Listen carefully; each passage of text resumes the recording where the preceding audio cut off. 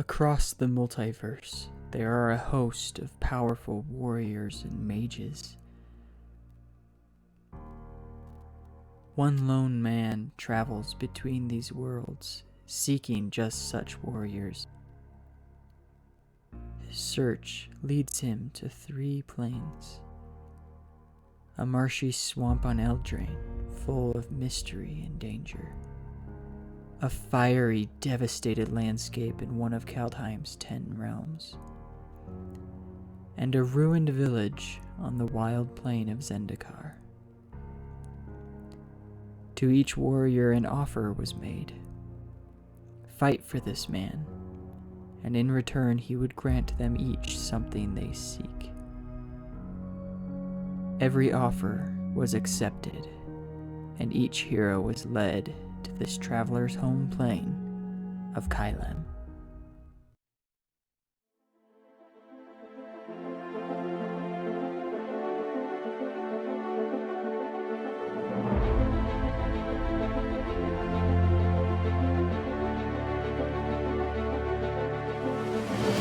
So to begin, we find ourselves in a bustling city, and as the camera is moving from the sky down, you see that energy in this town is very high. People are very excited about something.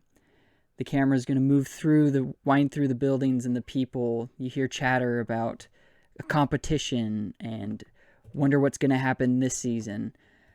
The camera comes and falls on a lone person who is walking through the streets. This individual has purple skin and some horns. Jens, why don't you go ahead and describe Zoltan for us? Zoltan, fight finisher. He's on his way to his newest assignment after meeting with his uncle. And while he's walking with confidence, there's also, you can see that he's mumbling to himself. Whether it's griping or just wondering how he's going to do it, you're not entirely certain. But he holds himself with pride, despite all of that. Zoltan, as you're walking through the streets, you hear this chatter about the competition and the preliminary bouts that are going to be taking place today. What are your thoughts? How are you feeling about the competition you're entering today? You know, the competition is going to be fine. I mean, at least when I'm fighting. There's a reason as to why I have my title. It's all of the people that I've got to carry that I'm worried about. I mean, if they don't pull their weight, I'm going to look bad. Mm-hmm. And there's nothing worse than that. Go ahead and roll for me. Do a performance check. That is a 24. Okay. So you have actually done a pretty good job making a name for yourself, despite not being in one of the big leagues, so to speak, in martial magic.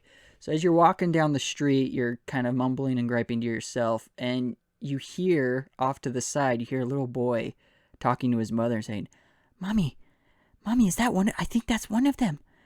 What's his name, Mommy? Who is he? I'm going to stop. I'm going to turn. I'm actually going to go walk up to them and get down on one knee and just look at this little boy. And he kind of hides behind his mom's skirt a little. He didn't actually expect you to hear him. But he peeks around the folds at you. You recognize me? I think so. You fight at Valor's Reach, right? Mm-hmm. What's your name? I'm Zoltan, the fight finisher. Whoa. I'm the one who said, "Here comes the boom." I remember that. That was really cool. I like that. I threw confetti at you. That was really cool. Are you fighting today? You. Actually, I think so. I need to go and look at the schedule, but let me go ahead and I'm going to reach into my back pocket. I'm assuming that I have premium tickets that I can give to fans and stuff like that. We'll say you have 5. I'm going to go ahead and give him and his mom a couple of the premium seating tickets. As you were reaching in your pocket, the little boy is looking up his mom. Mom, can we go? And as you look up at the mom's face, you can see that look of she really wants to, but she's about to say no to this boy for some reason. And then you hand the tickets and her eyes grow wide and she's like, oh, thank you so much.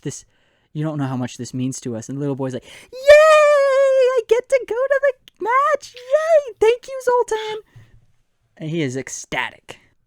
I'm not saying that you need to throw confetti at me, but if you do, make sure that I've earned it, all right? Oh, I'm I'm gonna sure you go. will. I'm gonna stand up. I'm gonna take his mom, hold her at the shoulder, and just say, "You have a good son." Yes, yes, I do, sir. Thank you. And she turns and ushers her boy away, saying, "We gotta go home and get some confetti." And he like waves to you as they walk away. Not even looking back, I'm just gonna give him the salute over the shoulder. So you are on your way to Valor's Reach. Your uncle, when you last spoke with him, he told you that there are 3 new recruits that he's going to be bringing to the preliminaries today. That he's decided to sponsor. You make your way to Valor's Reach, and as you approach this monument of a structure, you look up and you see the 2 massive statues of soldiers, each bearing a spear that they are holding out, like making an archway over the stairs that walk up into this massive stadium. On either side of the statue, there are these pillars with like a domed roof at the top, and pillars of light are shooting out the top. And this is becoming a familiar sight for you. You haven't been fighting in at Valor's Reach for too long compared to some of the other people that are well known. But you've done enough fights that this is starting to become a regular sight for you. Most of the people that are going to be filling the stands to watch the competitions are making their way up the primary staircases to the big open doors. But you know that the competitor's entrance is around the back. And so you make your way around the back. You get to the door, and a bouncer stands up and asks for your pass, and you show him your ID, proving that you're a competitor and that you're going to be there. He lets you in. As you enter into the competitor's waiting room, you spot your uncle, and he sees you, and he ushers you over. He's currently filling out some paperwork and handing this paperwork over to his secretary. And you imagine this is probably him filling out the forms to officiate these 3 new recruits that he told you he was bringing. And he finishes filling out the paperwork right as you walk up to him and hands it to the lady. And then he turns to you and he's like, "Ah, just in time. I just barely brought your teammates. Are you ready for today?" As red as I can be. Well, good, because I have a good feeling about these 3, and I think they're gonna take us places, you and I. So don't mess this up for us. I would try and never do anything to harm the family name. Good, good, good, good. Here, let me introduce you to him. And he leads you through the waiting area into a specific viewing room. Now, you know that for all the competitors who aren't in the first matches, they each have their own viewing rooms that they can watch the matches before them. And he walks you in, and you see 3 individuals who are very oddly just standing there, straight faced, slack jawed. Like, if it weren't for the fact that you were as close to them as you are walking into this room, you would think they were statues. And Feldius walks up to them. He's like, "Oh, I totally forgot." He snaps his finger in front of each person's face in turn, and you see animation return to them. Let's go through Josh. Karg is the first one. He snaps his fingers, and as he does, you come to. Why don't you go ahead and describe what you look like to us? All right, so Karg is a 6 foot tall, grayish green skinned half orc. He is missing the tip of the left tusk that protrudes out of his jaw. The right one is there in full. He has a little bit of a tuft of a goatee coming down off his chin, some longer 1800s style sideburns coming down. Hair's kind of slicked back and matted towards the back of his head. And he is barefoot, completely barefoot, um, has very, very thick, calloused feet, wearing just kind of brown and white robes that don't seem to have an entrance or a tie off or anything, just kind of a seamless robe attire. And then Emma. He moves on to Leven next and snaps his finger. What does Leven look like? So Leven is very tall. She stands about 7 feet. She has longer, almost murky green colored hair that kind of looks like water. It's a little bit strange. And her skin is a green with mottling. And you suspect that if you saw her like beneath some water, it would look like there were just ripples across her skin. And she has bright, glowing orange eyes that are a little bit unnerving to look at. She cuts an intimidating figure, but you can't tell if it's intimidating on purpose or intimidating because that's just how she is. All right. Thank you very much. And Riley, Gore is last in the line. He snap of the fingers, he comes to. What does Gore look like? So Gore, he's a minotaur. He just has kind of like rough leather draped across his body, covering what's important. To his side, he's holding his trusty ball and chain that's very big and very heavy. He's also about 8 feet tall, as minotaur tend to be. And he's got big black horns that protrude out the sides of his head and then aim forward pretty sharply. All right. Yeah. Nice. So, Zoltan, you've seen minotaurs before. They're very common in the fighting reins of Kailem. These other two, something's off about them. You've never seen anything like them before. The rest of you, as you come to, your vision has been in a sort of a blurred state this whole time. You've been able to see set light and very brief colors, but you haven't been able to see where you are. You haven't been able to move, but it hasn't bothered you. Mentally, you haven't really been there either. And as you come to, you find that you can't remember where you are, how you got here, or where you even came from in the first place. All you know is that the man who just snapped his fingers in front of your face is familiar, but you can't place why. Zoltan, what is your reaction to seeing this little display from your uncle and these people? It's not the first time that this has happened. And previously, Zoltan wasn't the one who was going to train these, we'll call them recruits. But this is part of the fight fixing that between his uncle and his cousin, Kells, that is really kind of part of their underground empire, seeking, if not to undermine the fights, then at least make them the most profit possible. So for him, he's stock still through all of this and keeping as straight a face as possible, at least in front of his uncle. All right. And when these three see you, what does Zoltan look like to them, besides what I described earlier? You can see not like excessively fine armor, but it's well made, and it's got a family emblem on the front of it, some sort of symbol that is recognizable to a fan base, even from the nosebleeds. Big old sword strapped across his back, and an air of authority that just exudes, even as he's standing there, arms crossed, leaning up against one of the chairs. Now, Feldius, the man who is snapping his fingers, he rubs his hands together and looks at the three of you. He's like, all right, today's the big day. The competition preliminaries are going to be starting. Oh, he looks at his wrist, but there's no watch. About 5 minutes. Go ahead, make sure through the window, watch the fights, learn from the fights, and I'm going to go see who you're fighting, and hopefully it's someone that you can handle. But I have total faith in all of you.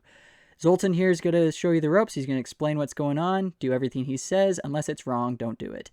I will see you all later. And he exits the room. And as he walks out the door, you hear just this eruption of cheers from outside.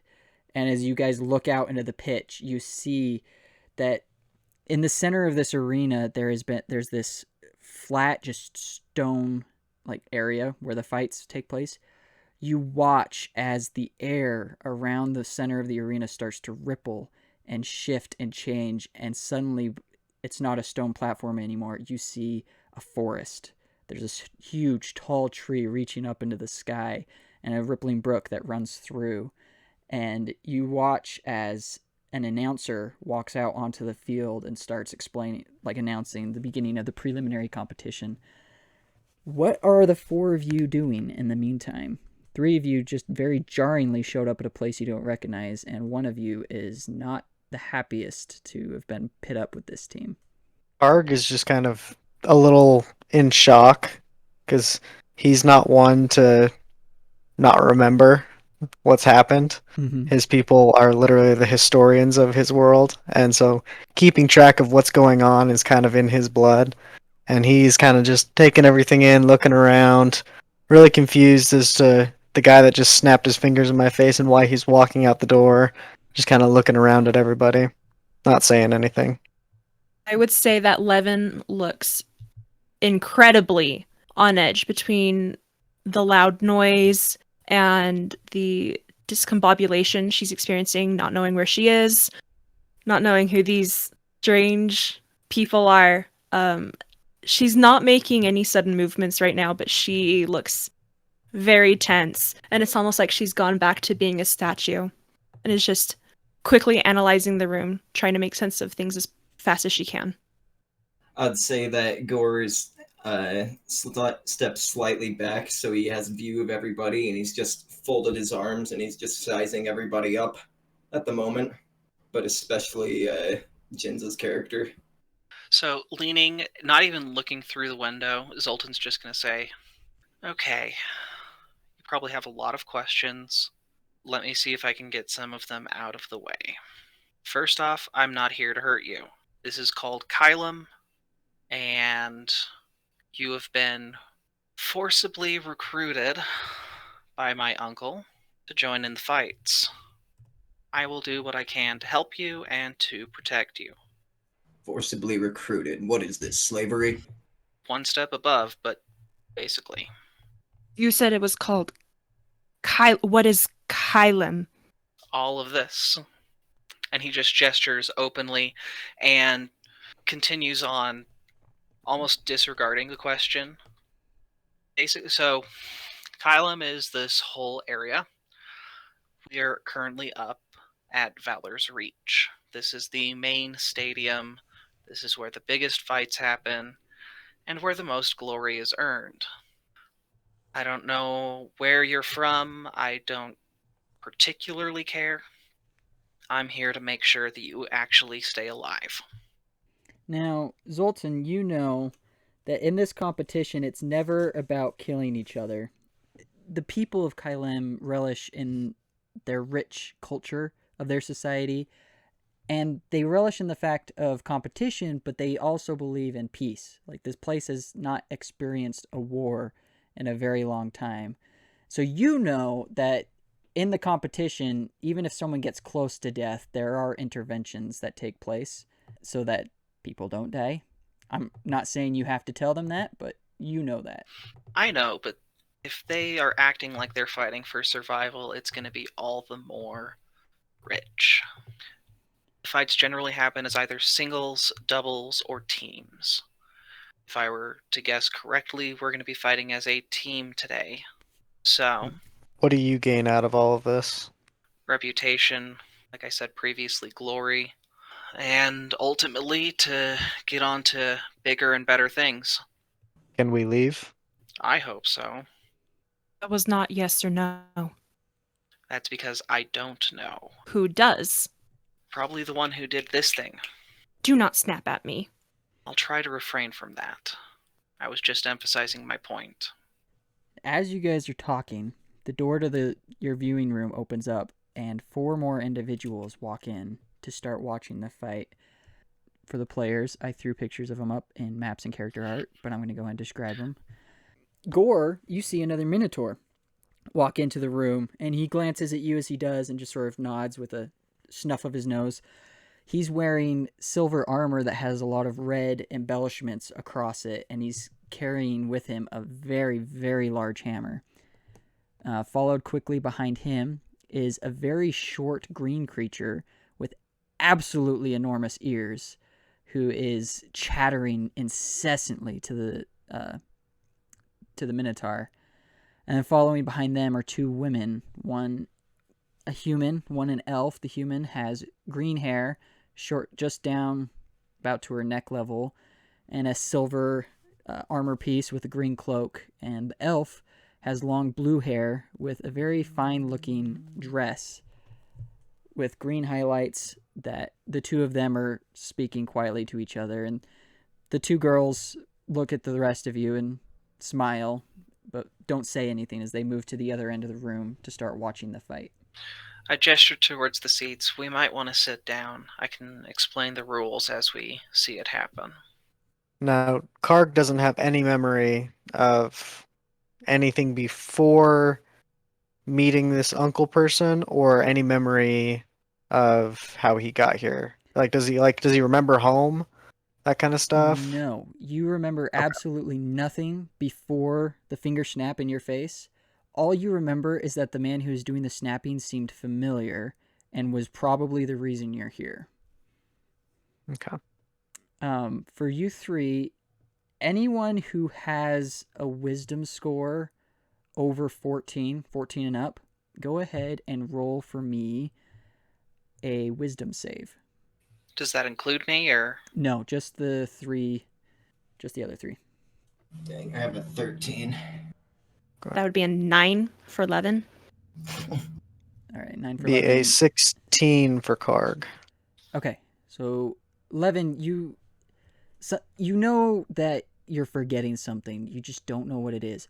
Karg, as you sit there and ruminate and think, because of your experiences learning lore and really paying attention to the world around you and keeping every thought that you ever have cataloged, you recognize that something's been done to your head. You know something's wrong. As you sift through this muddled memories that you've got, there's a couple of things that come through. First, you don't remember what Feldius asked you to do or how he approached you, but you remember that you agreed to whatever he proposed. You just don't remember what that was. The other thing you remember is Kylem is not the name of the place you're from. You don't remember the name, but you know it's not this place. This is not somewhere that you've ever heard of before. And the third thing that you remember, let's see, how do I want to say this? You have this memory of a gut-wrenching feeling of, like, for those of us who in the real world, that feeling when the elevator starts moving for the first time, your stomach kind of jiggles. That's kind of the feeling that Karg is remembering, like that this sudden being moved without moving yourself feeling. And that's all that you get. Right. So, please sit down. It's not that I don't care.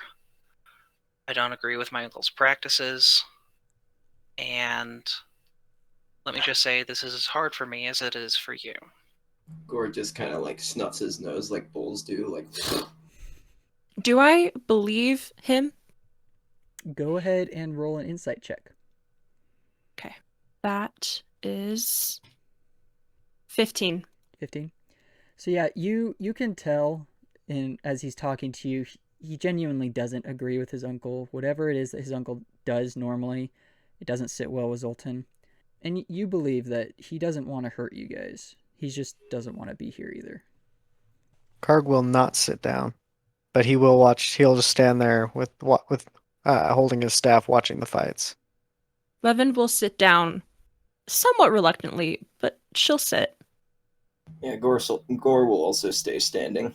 You notice that the other Minotaur that walked in is also standing because these chairs are not made for Minotaur bodies. Yeah, that's what I thought. These are very small, and you have a very large body.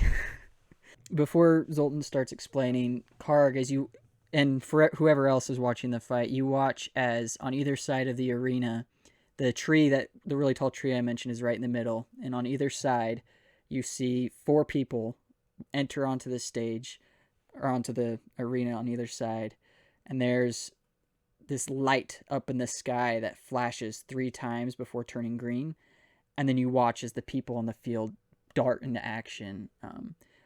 They obviously seem to be paired up in sets of 2, like 2 people are sticking together, but there's very clearly 2 teams of 4 split up into groups of 2, and they start going.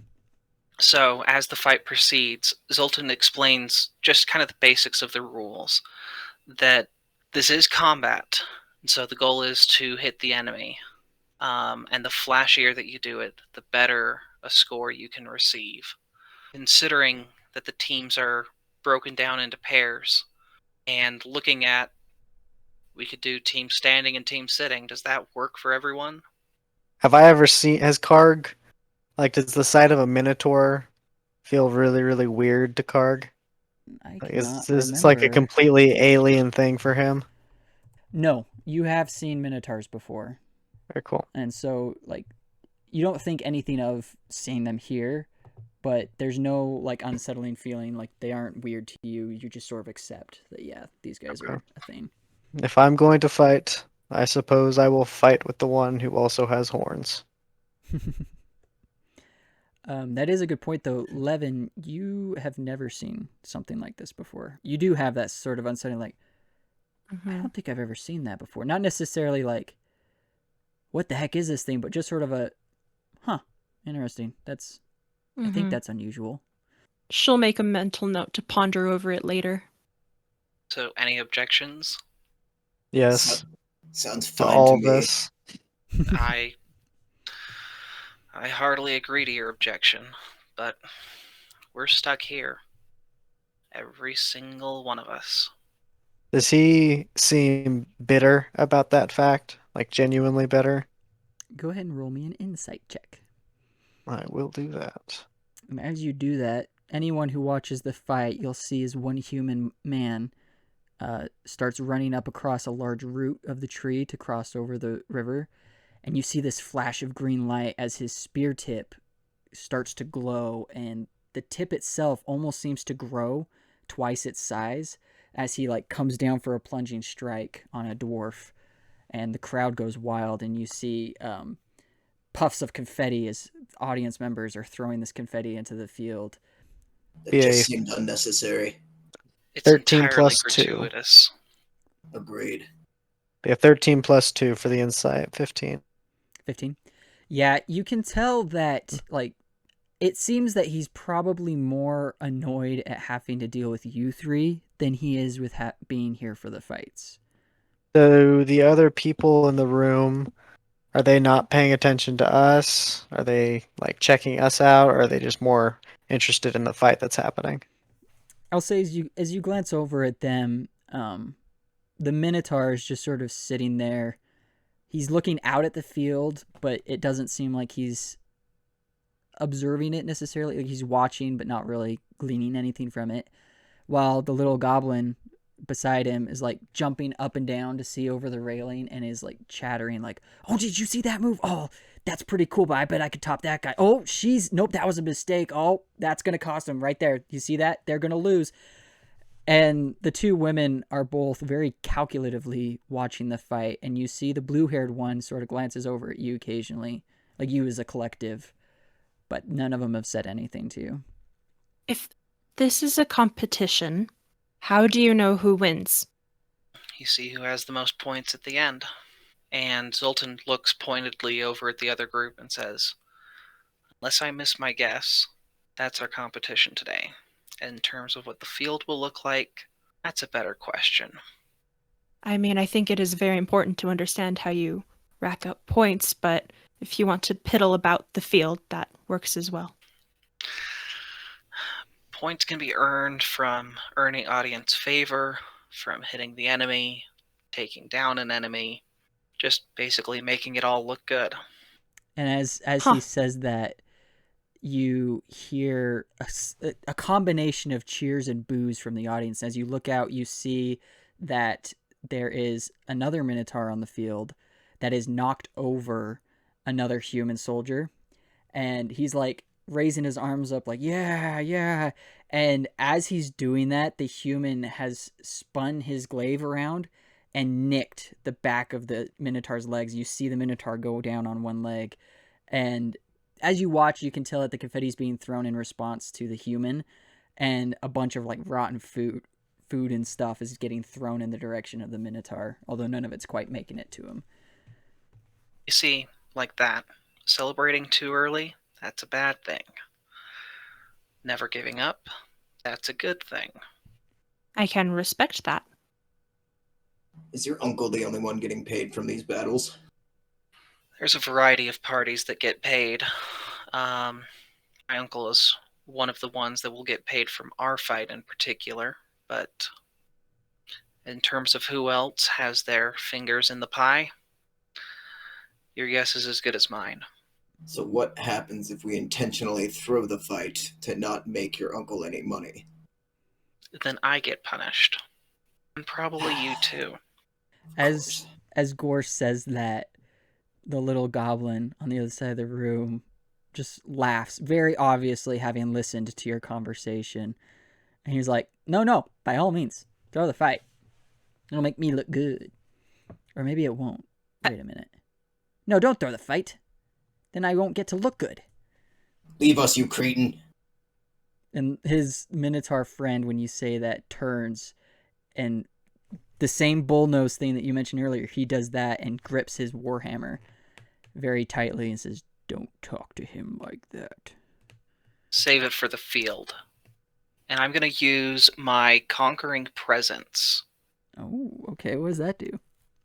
That is a channel divinity. Every creature within 30 feet radius needs to make a wisdom saving throw or be frightened by me. Oh man, Okay. So everyone go ahead and do that. I got a 17. Okay, so you'll pass. DC Yay. save is 14. That will be an 11. I take it Leven is, did you say was frightened? Yes, that would be the frightened condition. What save was it again? Excellent. Sorry. Save 14 wisdom. Karg rolls a 13. Also frightened, but not sure why. Mhm. Zoltan, you can tell that the goblin and the blue-haired girl both like kind of seem taken aback, and your presence seems to have taken an effect on them. However, the Minotaur just sort of stands his ground and turns his glower at you and just gives you the stinkiest of stink eyes, while the green-haired girl just sort of smirks and chuckles to herself before turning back to the field. If you want to fight now, I mean, by all means. However, that is one of the conditions of disqualification, isn't it?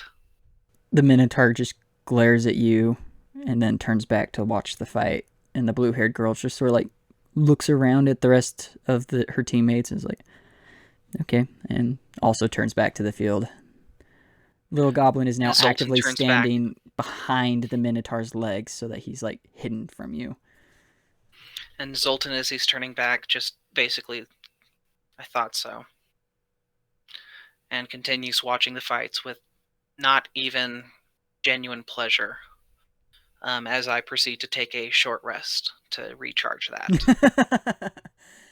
I actually don't think you'll have that much time because the fight doesn't last an hour, and as soon as the fight ends, an officiator, you recognize this guy, Zoltan, this small diminutive creature, about the same size as the goblin in the room. Blue skin, but instead of a normal face, it's just a single large eye.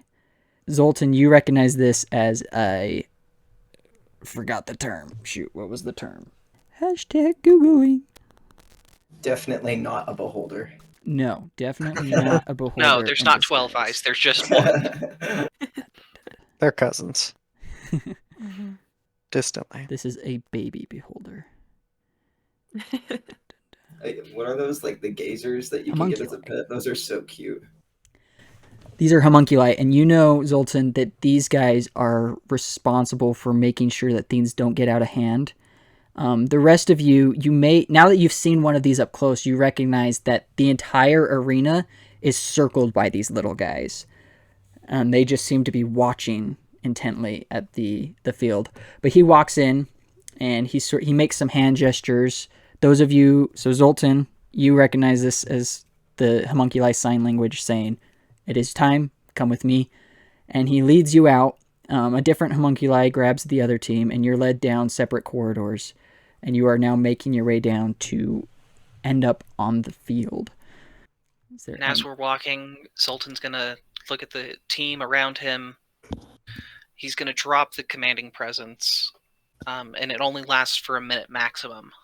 And as he does that, he says, "Sorry, they got on my nerves. I popped that a bit too early." What was that? How did you do that? Let's just call it one of my particular skills that I can use in combat. I can do the same thing. It's called being big and scary. Yes, if you haven't noticed, I'm not as big and scary, so I need a little bit of extra oomph. Understandable. Now, being the shortest one here, Zoltan is, once again, just mildly annoyed by that. Used to being large and in charge, and so having these toweringly big teammates is just, he's like, I'm not going to get any screen time. This is going to be terrible. Ugh. How tall is Zoltan? Oh, he's a little bit over 5 foot. Okay. Yep, you're pretty small. This must be what the goblins feel like.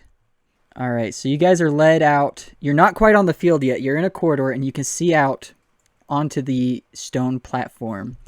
And the announcer is starting to hype up your fight, announcing, one of you, I'd like a volunteer, please, to roll me a d6. I'll do it. Sounds good. Go for it. That is a 6. Ooh! Well, I guess it's not really something we're trying to get high on, I guess. Oh, fun. Okay. I didn't like that. So as you guys are listening to the announcer, and he announces, for this bout of the battles, we are pleased to invite you all to the Ashen Crags of the Blown Up Mountain.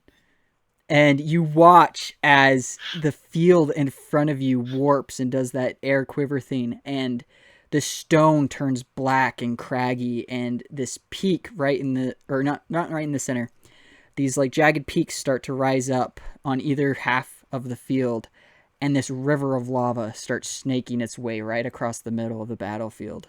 And you hear the crowd just goes wild, like, whoa, this is gonna be great!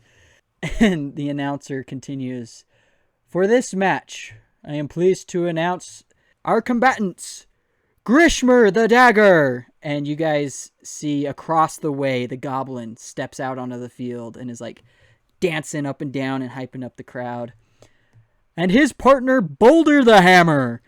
And the Minotaur steps out as well. He doesn't necessarily do anything flashy like the goblin, but he just sort of smacks his hammer down on the ground. And the crowd goes wild. And they will be teamed up with Savira the Mana Weaver. And the blue-haired girl steps out onto the field and waves to the crowd. And her partner, Kaliara the World Weaver. And the green-haired woman steps out as well. And now for their opponents, we have Zoltan, the Fight Finisher. Zoltan, do you step out? As I step out, draw my greatsword from out behind my back, and the almost rippling of the sword, you can hear just the slightest crackle of thunder as it comes out. Yeah, absolutely. The crowd goes wild again. And you faintly feel like you hear a familiar young child. Next we have his partner, Leven the Lurker. Leven, what would you like to do as you step out, hearing that title? She will step out, and I think almost reflexively, she's going to turn to the nearest person. They're farish off in the stands, right? You're like an audience member? Yeah. Yeah, they're probably about 50 feet away. The closest one would be 50 feet away from the field. Okay.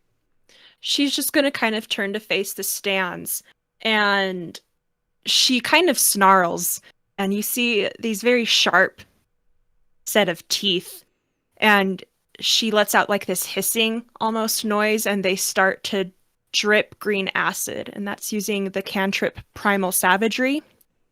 And it's all pure reflexive, trying to intimidate an unknown enemy, even if there isn't one there. The announcer continues, and next we have Karg the Elusive. And Karg will kind of do like a half run trot out towards the teammates, and at the last second, he is going to hit a gainer and just kind of do a gaining front flip, and then and try to land right next to his teammates. Oh my goodness. The crowd send. seems to love that little show. And his partner, Gore the Steady. Gore will try to slam his weapon into the ground beside his teammates and kind of like pull himself to it as he's walking out. And then he'll like pick his ear with his finger or something. You hear some laughs in the crowd. And the announcer continues, "Now remember, contestants, do your best, and may the best victor win." And you see above you that same flashing light flashes once, twice, green. And the fight begins. Everyone, please roll me some initiative. 15. All right, Josh. 12. Emma. 22. Whoa. Riley. 14. All right. Leven, you are up first. So you guys are about 50 feet, 45 to 50 feet away from the lava lake that separates your two parties. There are two primary, like very large crags that would be able to act as some sort of cover. The rest of the field is craggy and uneven, but not difficult terrain. And the lava lake is about 10 feet across, or the lava river. Okay. So I will move I'm going to move my 40 feet and run up towards the river. See. That gets you about 5 feet away from the edge of it. So there's one square between you and it. I'm going to, we'll do patient defense. I'll spend a key point and do patient defense as my bonus action. Do you want to do patient defense, or do you just want to take the dodge action? Fair point. Thank you. I'll take the dodge action. All right. Thank and you. Remind me what that does. Disadvantage on attacks coming in. Okay. Mm-hmm. Cool. Patient defense does that as a bonus action, but it costs a key point. Correct.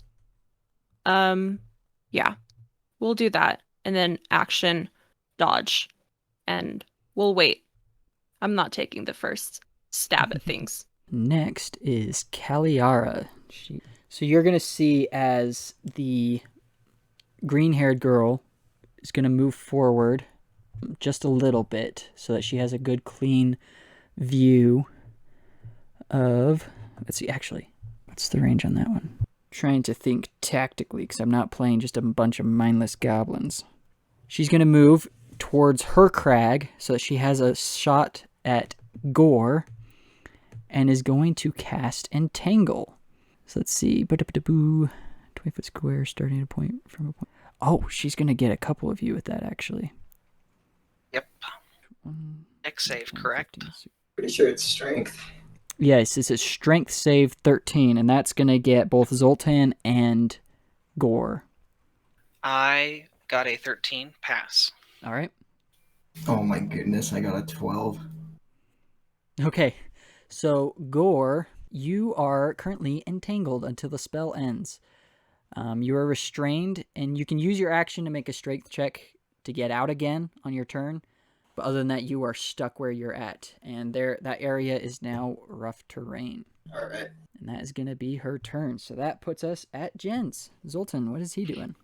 So, Zoltan with his sword out. Is there any way that I could grant Crag advantage on his strength check by, like, cutting some of the vines that he's entangled in? I'm going to say no, because the vines, as long as she's concentrating on the spell, continue to writhe and almost seem like if you do try to cut at him, more grow in their place. Okay, so, like, if I were to cut him out, they would grow on me, and I'm busy focusing on myself. Yeah, basically. Okay. So, I'm going to try and start cutting my way out, and it's difficult terrain, so half speed. Yep. And I'm going to get as close up behind the crag as I can get. All right, what's your speed? My speed is 30 feet. 30 feet. And if I need to dash, I will dash. Okay, you can get within 5 feet of the crag, which is going to block sight for you from everyone. So no one else can see you, and you can't see anyone else. Okay. And as I do that, I'm going to bring my sword up in front of me, and I'm just going to say, All right, here comes the boom, casting Thunderous Smite, and you can feel the vibrations coming off of my sword. Is that anything that affects anyone else, or is that you preparing for... That is me with a concentration spell on the next melee attack that I hit on. It's going to do extra damage and a thundering, smite. Nice. All right. It's fun stuff. And is that your turn? Yes. All right, Gore, you are stuck, sir. Please make me a strength check. Can I use my bonus action to rage first so I get advantage? Sure. I'll allow it. Alright. Gore's gonna get really pissed off that he's entangled in some roots. Okay, well, it's a good thing I have advantage. Okay, I got a 16 that time. All right, you are free. It's still difficult terrain, so you're still at half speed, but you are able to move freely again. So, are we doing... I'm the orange one, and then the crag's like 30 feet away? Yes. Okay. Yeah, I'll just try to get away from the entangle and move towards the crag with all my movement. All right, and your movement was 30? Yeah. Okay. All right, you are able to get up next to the crag, right next to Zoltan. Is that going to be your turn? Yeah, I think that's all I can do. All right, Karg, you're up. All right. So the two of them are right behind the crag. Where was Leven at again? She's a little past the crag, between right next to the lava river. Okay. On the side that I have more of a direct line of, past the crag, I will take my full 40 feet of movement towards the lava. Now, that's like right at the edge of my movement. I wouldn't be able to jump that. Would I with my movement? Because there's still another 10 feet between you and the river. Okay, The way it's that's what angled. I thought. Okay, that's what I thought. In that case, I will go ahead and... Am I within 60 feet of any enemies? You are within 60 feet of Kaliara, the green-haired girl. That All right, she gets a dart. Oh. So I will attempt to throw a dart at her. 20 plus 5, 17 to hit. That hits. And she takes a whole... Wow, max damage. 7. Nice. Nice. That's really good, actually. That's awesome. Good old D4 is coming in clutch. And then that will be my turn. Because I don't believe I can do anything else. Moves us on to the little goblin man. He's going to run up a little bit, pulling out a short bow, and he's going to take a shot at Leven. Does a 13 hit? No. All right. The arrow goes wide, and you hear boos from the crowd. So, Leven, after the arrow flies wide past you, you see Boulder come barreling around the crag in your direction, but he doesn't quite make it far enough to get any hits on you. So that is his turn. And then Savira is going to follow everyone up. She's going to hold out her hand in your direction, Karg, and fires off this ghostly image of her own hand, flies off from her, and streaks towards you. Does a 21 hit you, sir? I believe it does. All right, you feel this hand smashes into your chest as you throw your dart, and this cold energy seeps across your body and makes you shiver. You take 2 damage, but you cannot regain hit points until the start of your next turn. And as you look down, the hand as it hit your chest is now like actively gripping your chest and hanging on there. That hurt. Yeah. Tore my chest hair out. All right, back to the top of the order. Emma. All right. So I have the lava river in front of me. How close is it to the green hair magic user? She is currently... You can kind of tell where she is, but she's got enough cover from the crag that you wouldn't be able to get a hit on her from where you're at. You would have to... If you went straight forward and crossed... You could get within 10 feet of her if you could figure out a way. Actually, no, because it's going to be difficult terrain to get across the lava lake. So you can get probably within 20 feet of her if you successfully cross the river. You could alternatively just move sideways along the river to get view of her if you have any ranged attacks you'd like to use. Okay. And the goblin and the minotaur, they're closer to the river. Like if I The wanted to, I minotaur could probably is about just 5 feet farther away from it than you currently are, and the goblin is about Okay. 10 feet behind him. Okay. I'm going to try to basically get into range with the Minotaur. Okay, what's the The range you're trying barbarian, to get yeah. within? Melee. Oh, melee. So 5 Okay. feet. Yeah. So if you're running forward, how do you propose getting across the lava river? Let me check my stats. Yeah, I was looking up. I was thinking about just walking through it, but wading through lava does 10d10 fire damage per 5 feet. Yeah. Lava's not cool. I'm going to try to just leap it. It's 10 feet. Yeah, 10 feet. We'll jump. We'll try jumping. Okay. Go ahead and give me an athletics roll to see if you can clear this. Athletics? Yep. Okay. That's a natural 1 for 5. Okay. Oh Ooh. my goodness. Oh no. And then Leven died. Oh no. Okay. Okay. Here's what we're gonna have happen. Leven It takes had a to be run, lava. and right at the edge of the river, she jumps. She clears the river, but as she lands on the other side, she lands on a loose rock that trips her up, and she steps back. You're not gonna fall completely in the river, but you are going to step into it. Okay. And so, since not all of you is falling into the river, I'm only gonna do 5d10. Merciful DM. You're kind and very merciful, DM. Did you say 5d10? Yep.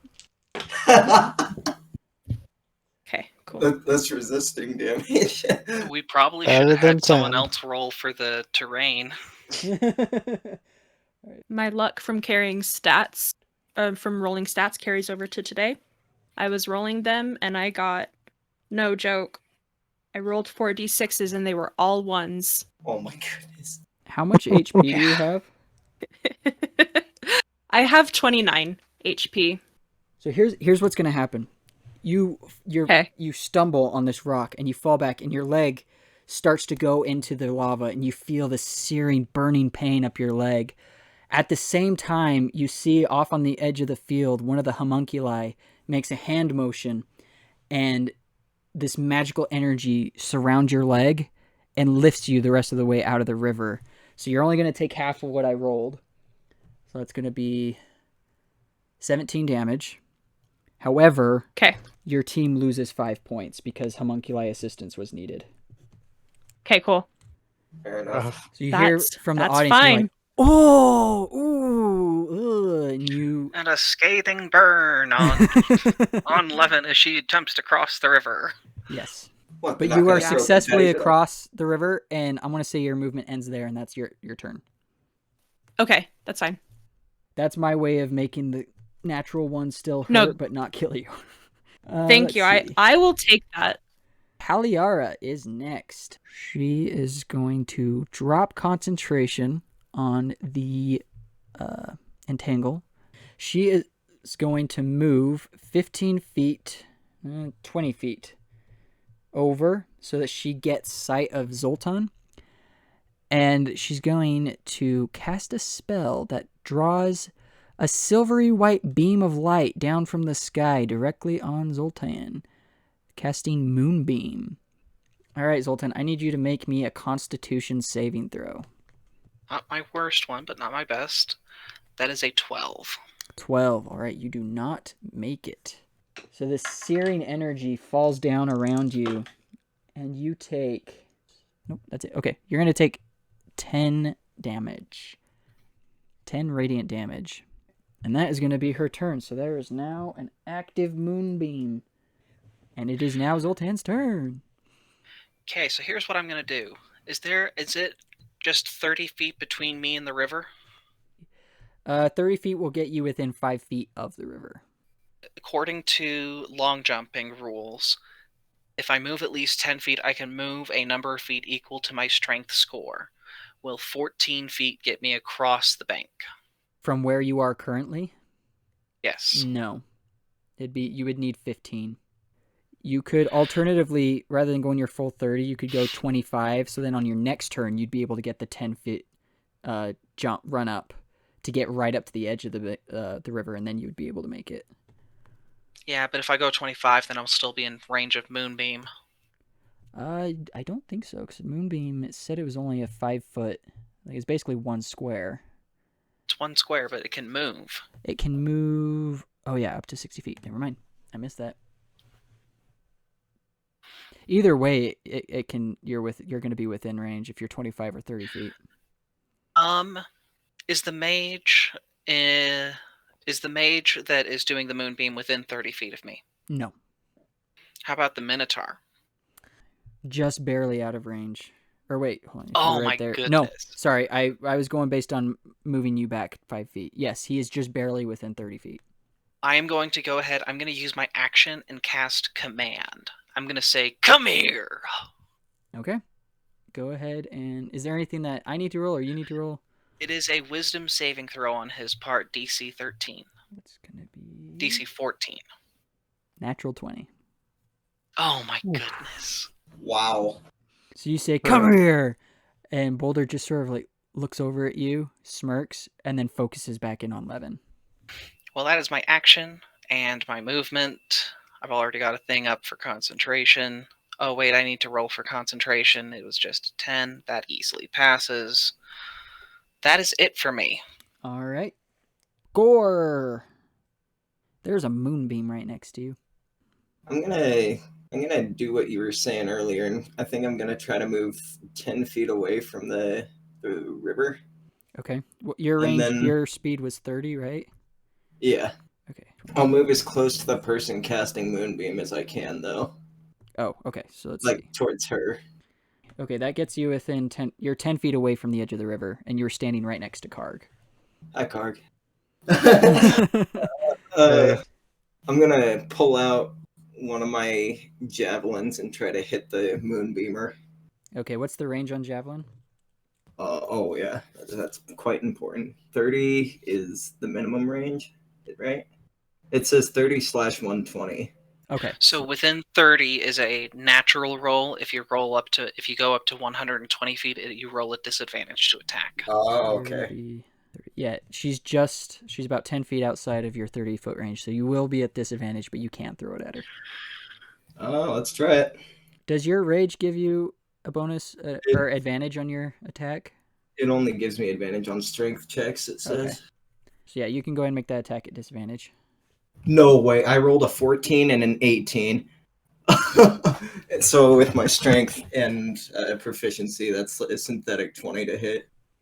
All right, I'm pretty positive that hits. Her armor class of 13. So go ahead and roll me some damage, my man. All right, it's 2 and then +6. Oh, wait, no.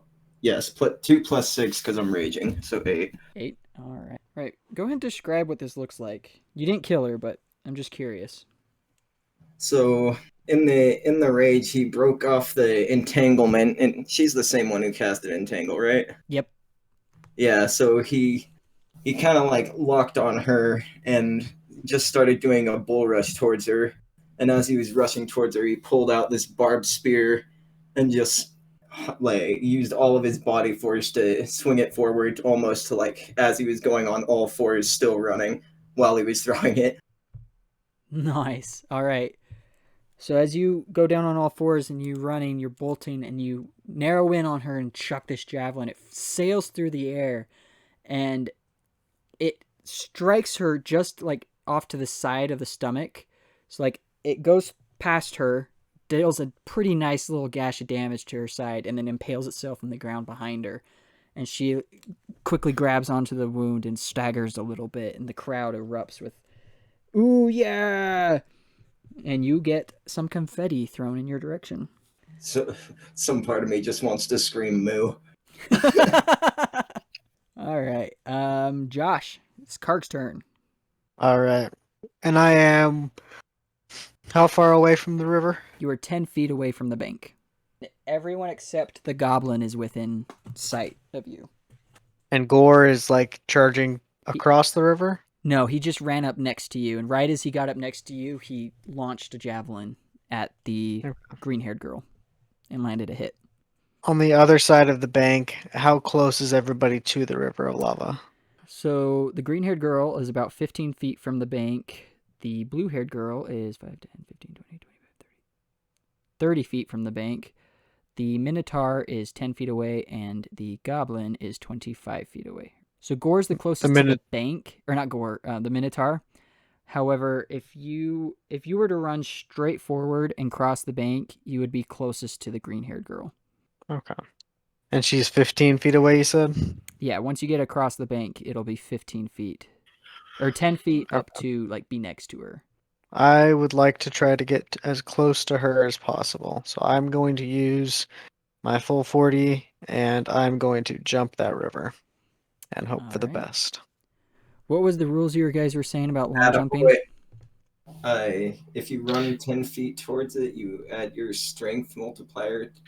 So if you make at least 10 feet of movement before you go for the long jump, you can jump a number of feet equal to your strength score.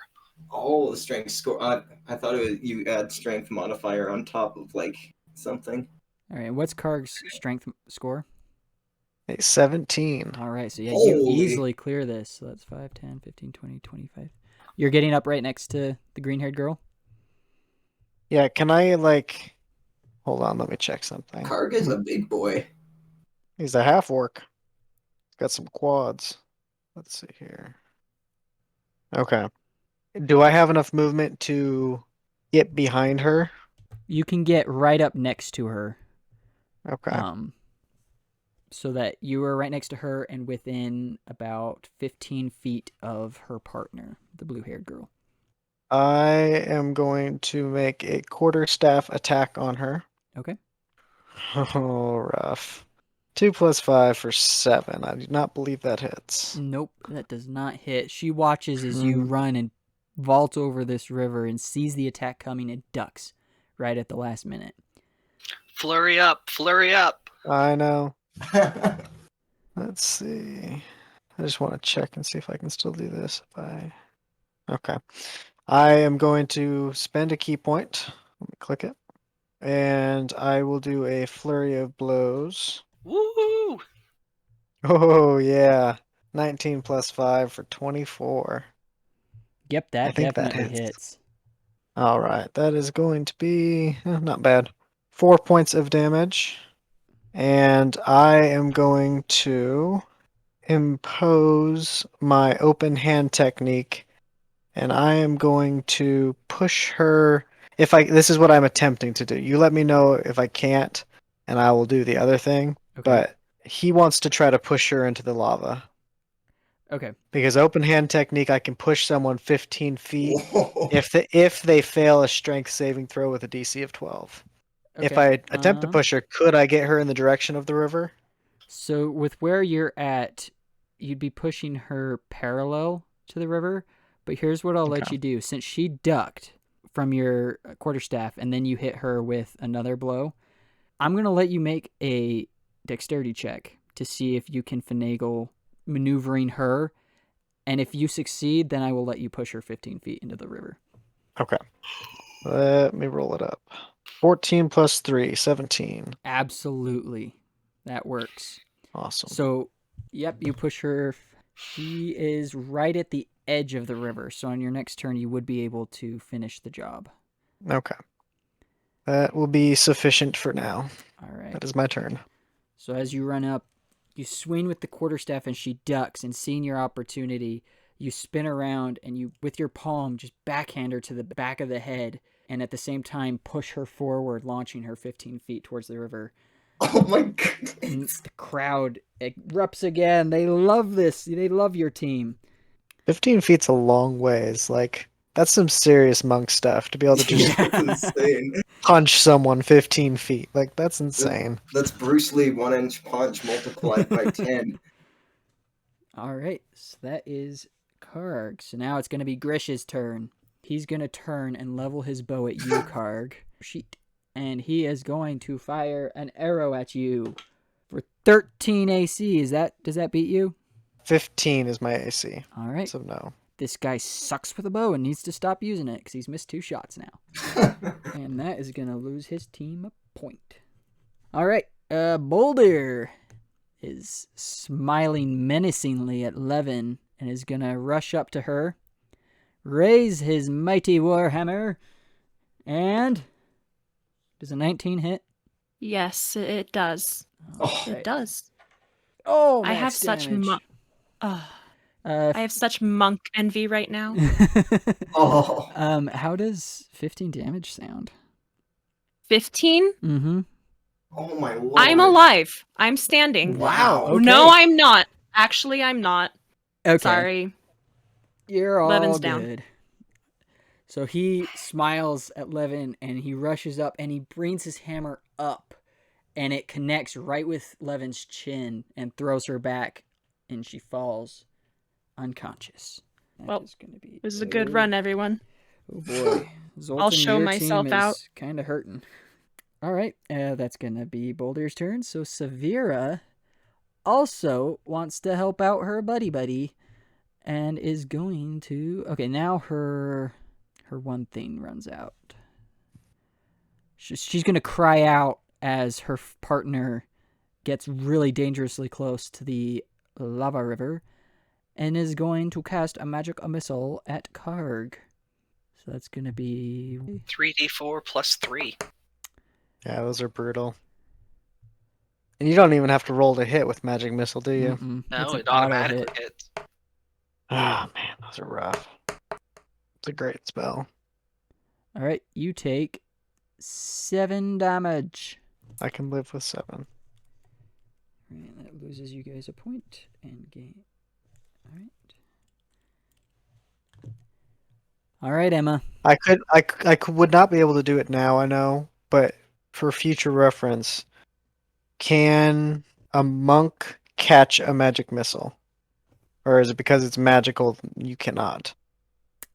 I don't think that you'd be able to catch magic missiles with your Mm-mm. deflect missiles feature. Even though it's the same name. I know. It even refers to them as darts of magical force. It's Yeah. force damage, though, right? That would I be didn't- freaking crazy, though. I didn't would- think so, but it'd be cool. There should be a monk What kind of That would be very subclass. monk cool. are you again? Open hand. Open hand. Okay.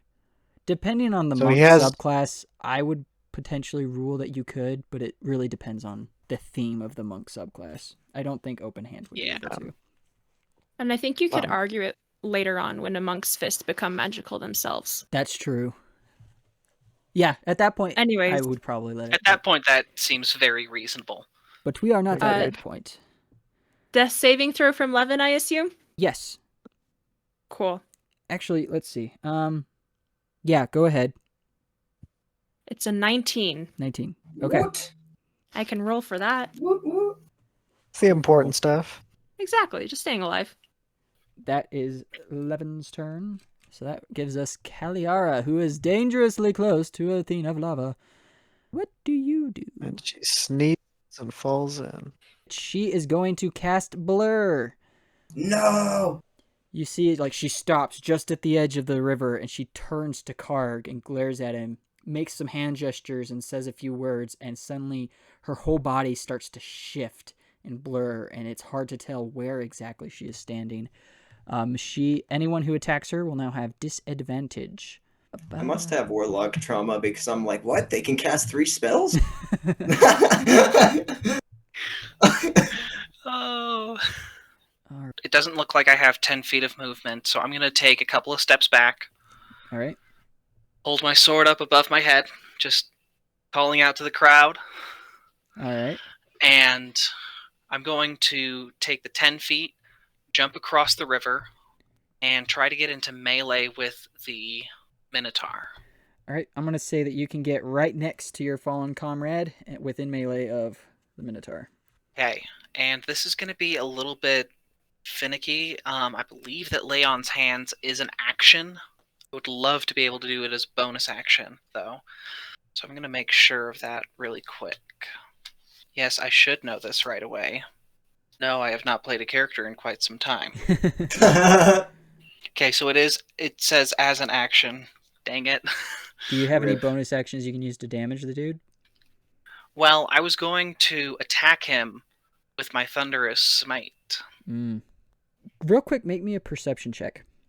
Oh, my best possible skill. An 18, though. All right. 18, that's not bad. Just as you leap across the river, you find yourself next to your comrade. You glance over at the homunculi around the edge of the field, and you can tell that they are preparing to remove Levin's body from the field. Noticing that, Zoltan does something that he finds crazy and at the same time absolutely necessary. And he's going to lean down, nudge his companion with his foot, and just be like, hey, get up. And I'm going to dump all 15 HP of my lay on hands into Leven. Whoa.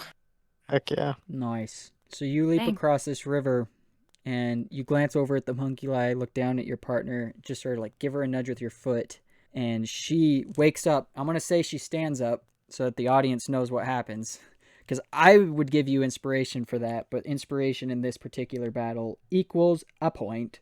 So the audience loves the camaraderie. And here we can see Zoltan going after someone else. He's actually not going for the fight, folks. This is crazy. All right. Is that your... Just real fast. Yes. Sorry, Leven stands, gasps. I don't like lava. Me Carry either. on. Is that your turn, Jens? That is my full turn because I can't do a second spell as a bonus action. All right. So that moves us on to Thunderous Smite Gore. is still there, though. All right. Yeah, Gore's just gonna move towards the mage that, even though she just cast Blur, he's gonna jump across that river with his 19th strength score. All right, you land directly next to where her shifting body lies. All right, and then I'm gonna use Reckless Attack to give me advantage on this, and have everyone else give advantage on me. All right, so go ahead and make a normal attack roll. That's my partner. Ooh. So I got another synthetic 20. Oh, nice. All right, go ahead and roll me some damage. All right, it's only 11 damage, but still. It's All right. only 11 damage. I want you to describe to me exactly how this attack works and looks. And I want you to remember that she is still right next to the lava river. Yeah, so Gore jumps across the river, and his chain was dragging behind him, so it's still across the river. So he just yanks it and swings it around and like slams it down directly like onto the blurring mage, like just in the general area, even though she's shifting everywhere. All right, so Gore leaps across the river and, using the momentum of the leap, swings his mace around, and it comes at a downward arc, smashing directly into the girl, and the force of it pushes her the rest of the way into the lava, and she goes down. And I'm going to give you a point because that was awesome. And I'm going to say you and Karg both notice as her body falls unconscious and then falls into the lava, the homunculi at the edge of the field make some hand gestures, and her body floats up out of the lava and zips across the field off of the, like, out of the arena, and some medics start rushing to her to start taking care of her. She is officially off the board. Woohoo. And then afterwards, immediately Gore just starts like prepping another swing, like gets momentum building in the ball. Alrighty. Karg, your Minotaur friend just annihilated this girl. What would you like to do? All right. I am going to turn around to... Who is the blue D6? That is the blue-haired girl. Okay. You are within That makes 30 sense. feet of every enemy on the field. Yes. So you have free reign. Let me see. I am going to go ahead and run up to her, Okay. and I'm going to take a crack at her with my quarterstaff. Alrighty. Go ahead and roll me an attack. Oh, that's much better than last time. 17 plus 5 for 22. That hits. We are looking at 3 plus 3 for 6 damage. Oofy oof. Yep. She does not like And that. then, let's see here. I'm going to go ahead and hit another flurry of blows. Alrighty. For, again, 17 plus 5 for 22 to hit. Sorry. Dang. Yeah, that hits. And, yep. I can see why you have And- Mad Monk Evie. I'm actually getting to use a monk the way it's supposed to. It's kind of nice. Yeah, this dude And is then an avatar. 7 damage for flurry of blows. Alright. And I would like her to attempt a dexterity saving throw. Let's see. Well, I'll tell you right now that she Yes. is in no condition to do any such thing. Because you drop Okay. her. You run up to this girl and just, you know exactly what points to hit, and she is not prepared for this, and she is down. And you watch as the homunculi once again wave their hands, and her body is whisked off the field. Seeing all of this go down, Zoltan turns to Leven and says, "All right, our turn. Go." Okay. And it's the goblin's turn. Goblin, what would you like to do, Mr. Rogue? Are you going to actually do anything useful? I'll see as I open up his character sheet and consider my options. Remind me, people who know better, sneak attack is applicable against a foe who is engaged with another allied enemy, right? Yeah, I in believe so. melee combat, right? Mm-hmm. All right, he is going to run up to Leven because she is closest. And he is going to try and dagger her. That slimy cretin. And he Truly. is a useless little green slime ball. Yeah, I assume an 8 does not hit you. No, it All right. doesn't. He runs up and says, yeah. Ah, shoot. And that's his turn. But Boulder, however, I don't think they're flanking necessarily, although he could be. Boulder. Flanking who? You. Clearly Oh my you. God. However, let's see. Boulder, a -1 to intelligence. He does not like the man who just stole his kill. And so he's going to turn and make a Warhammer attack against Zoltan. Come at me. Oh, how does a 26 sound? 26 sounds like it'll hit, but I'll take it. All right, you, sir, are going to be taking 9 damage. A whole 9 damage? A whole All for 9 me? damage, yes. Which All may right, not and I hurt will much. roll for concentration, which I believe passes. Minimum is 10, that's an 11. All right, so you maintain concentration. Severa is out of initiative, so is clear. So we are back to Leven. You have a goblin right next to you, as well as a minotaur, who just attacked your, maybe not friend, but ally in this situation. Right. Question. So if I circled around, so I was basically out of flanking, would I take an attack of opportunity from the Minotaur? You could work it so that you don't get one from him, but you would get one from the goblin.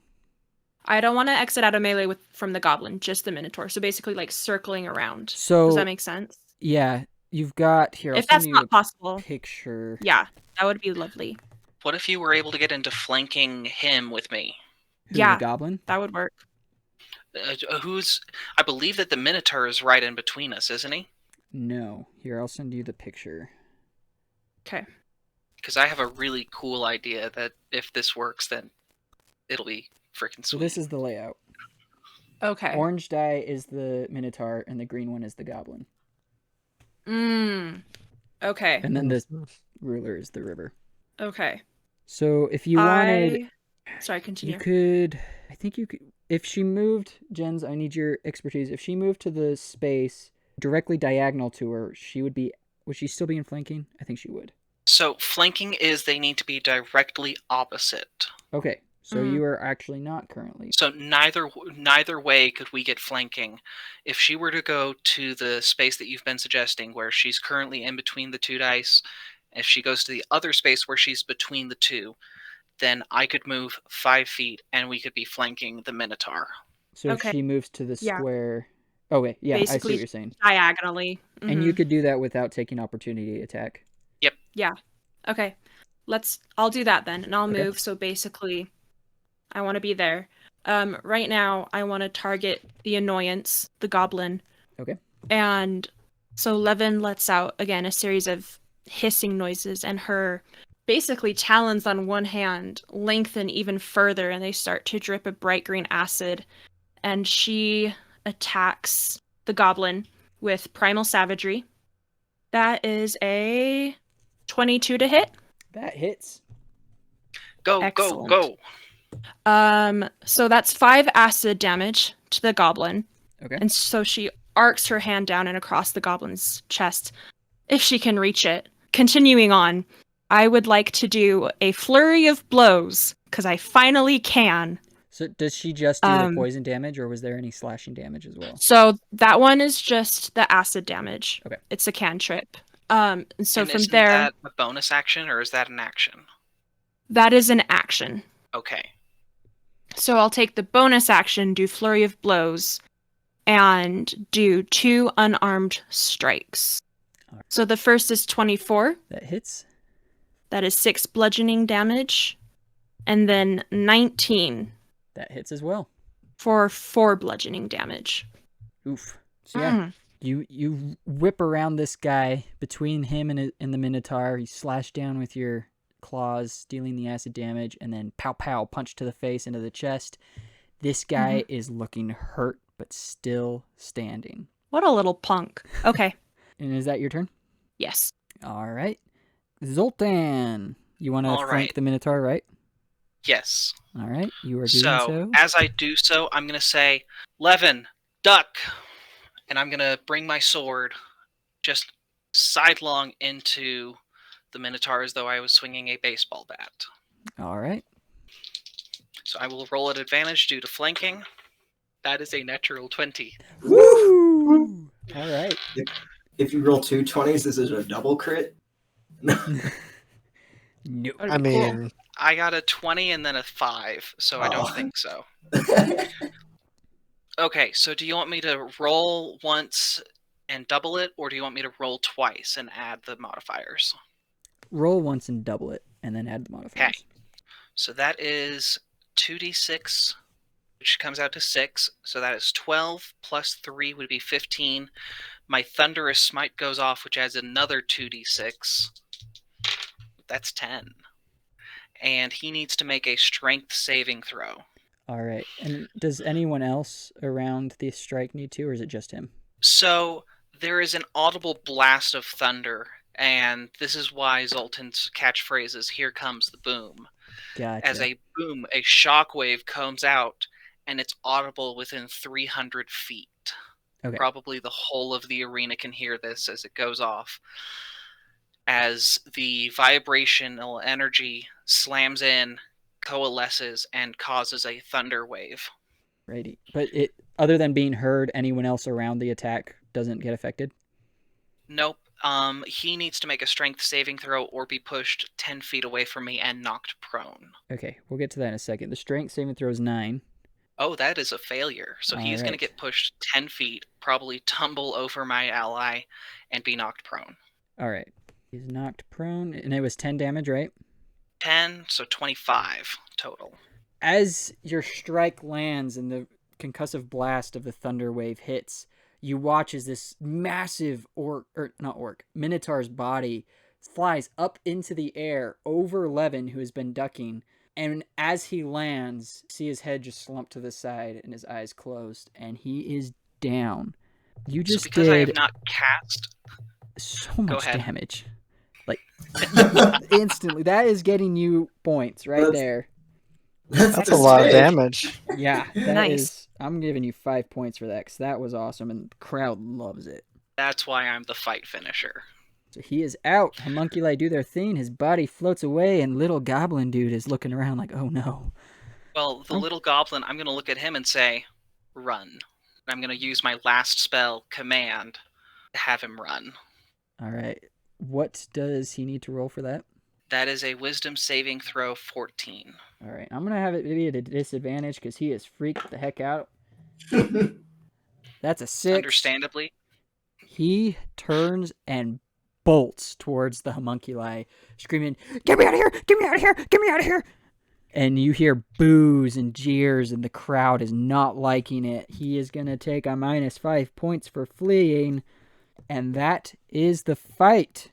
So you guys breathing hard, looking around like, oh my gosh, did we just do that? Leven, you're kind of hurting. Your foot is not feeling great. Right. And the announcer steps onto the field and announces you the winners, and the point tallying comes out to 8 points for the enemy team an 18 for your team. And that is Owned. the Nice. end of that fight. You guys are ushered off of the field. Is there anything any of you want to say to each other? As we're going off, I'm just gonna give Leven the friendly punch. Just be like, I told you I'd have your back. And Karg will slap Gore on the back and say, "Thank you for getting her in the lava." Thank you for not letting me die. Because they are dead, correct? They're not alive. This is where Why things are get you- to be really awkward for him, and he doesn't say anything, and because he's shorter than Leven, he's just gonna kind of look down to the side a little bit. The homunculi You're who's not- leading you guys off the field looks up at Leven and then over at Zoltan and does a little sign. Zoltan, you know that he's saying, wait, she thinks you're actually killing people here?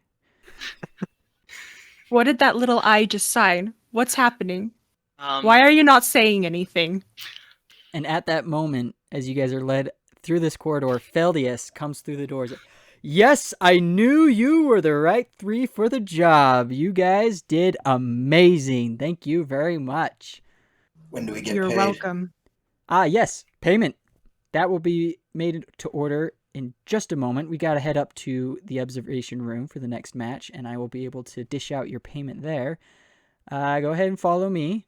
And he turns and he starts leading you up to the observation room. And as you guys arrive into the room, the homunculi shuts the door and leaves. And Feldius reaches into his pouch. He's like, okay, let's see. How much was it? He starts doing some mental math. Yes. And as he pulls his hand out, he throws this dust across the air and it hits you three in the face. And you guys sputter back, you step back, and your vision starts to go black. And he says, thank you very much for making me a lot of money today, but you can go home now. And the world goes black for you. Zoltan, you see as these three stumble back, each one in succession blink out of existence. Feldius sort of brushes his hands off and turns to you and says, I think they did pretty good. We might have to call them back sometime. No real response. He claps you on the shoulder and says, good job today. That was quite the finisher. And he turns and walks out. And that is where we will end the session. He's a scammer. Thank you all for joining us in this episode of Fireside Dice. This podcast is produced by Realms of Roleplaying, and all music used in this program was produced by Alexander Nakarada of Serpent Sound Studios. We'll see you all in the next episode.